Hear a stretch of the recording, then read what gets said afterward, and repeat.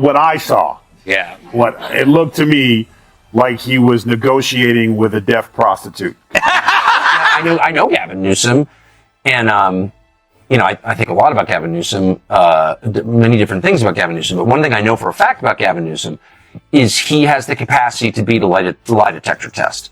Tyrus and Tucker Carlson just shattered Gavin Newsom's perfectly polished image like a bargain piñata from Target. California's golden poster boy is starting to melt under his own Hollywood spotlight. And these two aren't pulling punches. From secret mansion meetings to who's really running the state's energy grid, they're spilling it all. Buckle up, this isn't your average talk show segment. It's a full-scale political roast, served with extra hair gel and taxpayer-funded popcorn. Back and watch the tape.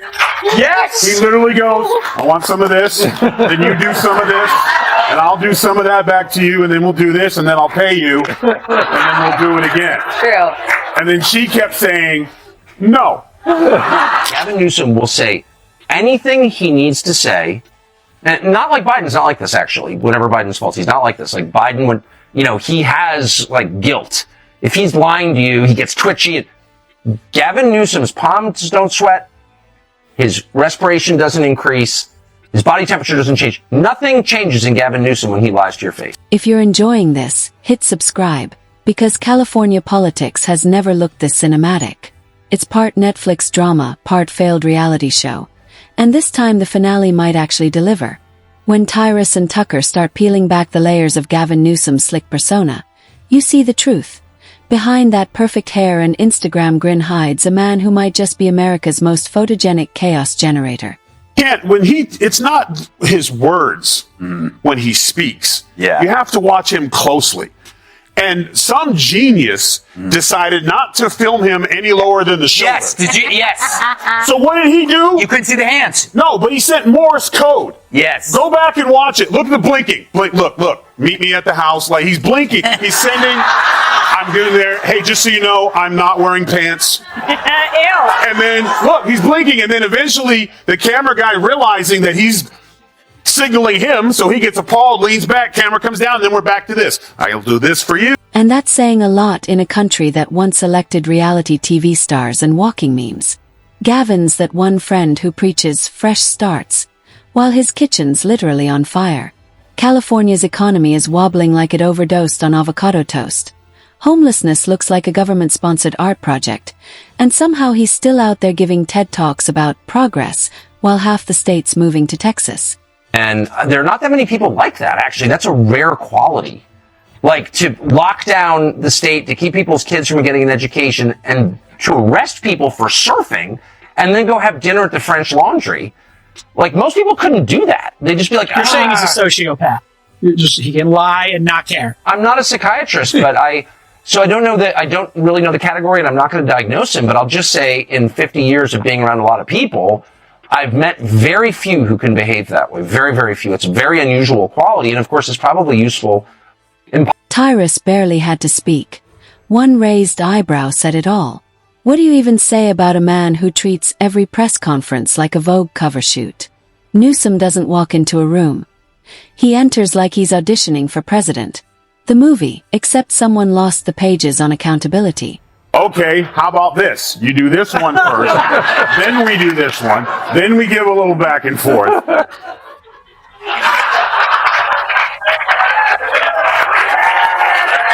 Sorry, every time I look, I just see him going. Sorry.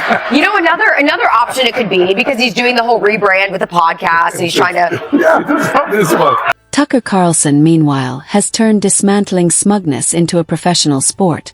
And with Newsom, it's an all-you-can-eat buffet. Every gesture, every smirk, every sanctimonious pause just begs for a breakdown. It's political theater meets Hollywood fantasy.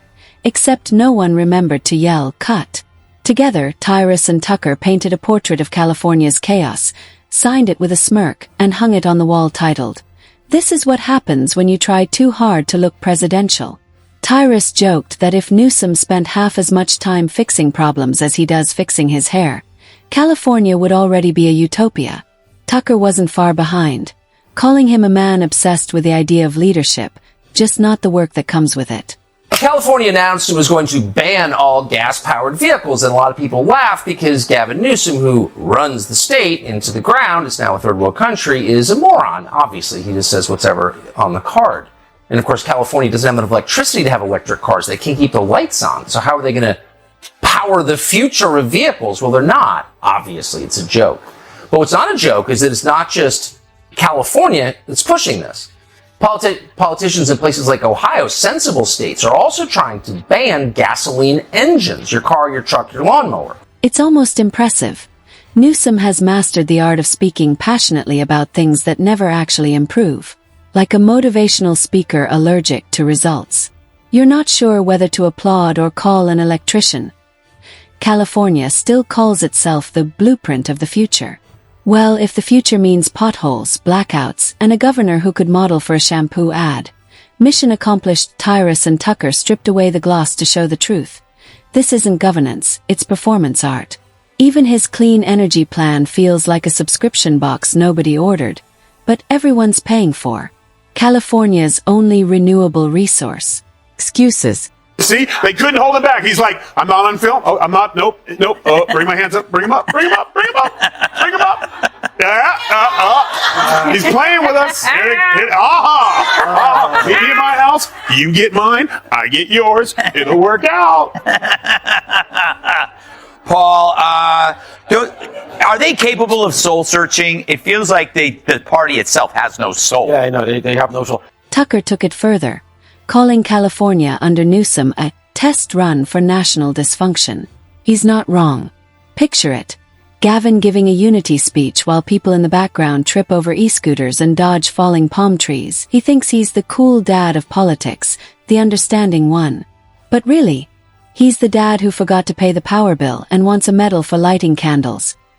Tyrus couldn't resist comparing his leadership style to yoga teacher calm meets used car salesman confidence. And just like a magician, Gavin's favorite trick is vanishing when accountability walks in. Gavin Newsom, I text with him occasionally. I am from the state of California. I'm from originally San Francisco. And I have relatives who know him. And I've been friends with Gavin Newsom for a long time. I know his ex-wife. I have been bothering him for years. Like, you should come on my show. And he was kind of open to it. And then he whips around and he's like, no, you should come on mine. And I was like, oh, I would love to, because I would love to debate him about what he's done to my state. And then I watched a parade of people go on, some of whom are good friends of mine, by the way. Conservatives go on his show. It's like he's allergic to bad press, but addicted to perfect lighting. Tyrus laughed.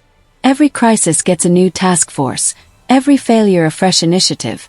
Every wildfire a press conference with more hand gestures. It's governance as performance, and through it all, he radiates confidence, walking into chaos like, everything's fine, while the state burns around him.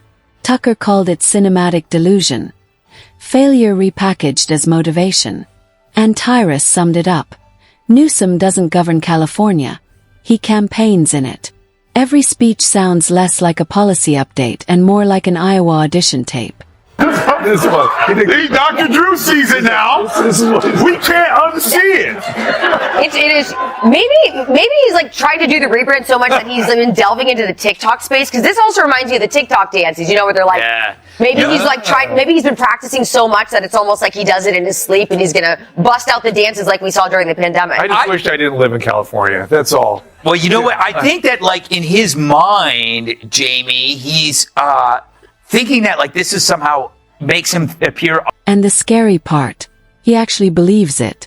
They joked that Gavin might be America's most optimistic disaster, the kind of guy who trips over the curb, blames gravity, then gives a TED talk about resilience. He's politics' Hollywood avatar, flawless exterior, hollow inside. Tucker drew the perfect parallel. California's tech and Newsom's leadership are the same. All about illusion. They promise utopia, deliver chaos, and still get applause. Tyrus said it best. People aren't leaving California because they hate it. They're leaving because they're tired of surviving it. Talked to Gavin Newsom the other day. Did you really? Yeah. And what's that like? Does he smell like sulfur? It was by phone. I was talking on the phone. It's such a weird. You smell like so. That was too fast for me. Sulfur and hair grease. Yeah. No, but I was making fun of. I shouldn't even make fun of it because it's so tragic. But what's happened to the state and people living on the street? And what is his non-gaslighty perspective? He said, "Go back to Russia. You like Russia so much." I was like, actually, I'm originally from San Francisco, but I can't live there because He really told you to go back to Russia? Of course. I mean, he was laughing. It's the same speech every time. New outfits, same ending. The applause fades, the rent still skyrockets. Tyrus nailed it. Gavin governs like an influencer managing a brand crisis. Always a statement, always a spin, never a solution.